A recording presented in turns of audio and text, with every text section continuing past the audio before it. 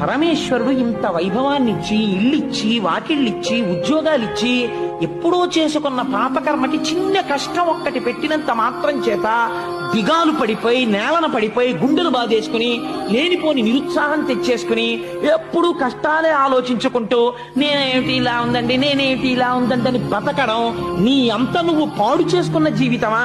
ఈశ్వరుడిచ్చినటువంటి ఉజ్వలమైన జీవితాన్ని నువ్వు నాశనం చేసుకుంటున్నావా? ఒక్కసారి భీష్ముడి స్తోత్రం చదువు. అంతటి పాండవులకి కష్టం వచ్చింది, వాళ్ళు దిగాలు పడిపోయారా? పడిపోలేదే. పాండవులు తమ జీవితాలు పండించుకుని మోక్ష మార్గంలో వెళ్ళిపోయారు. కృష్ణుణ్ణి నమ్ముకుని వెళ్ళిపోయారు. నువ్వెందుకు వెళ్ళలేవు?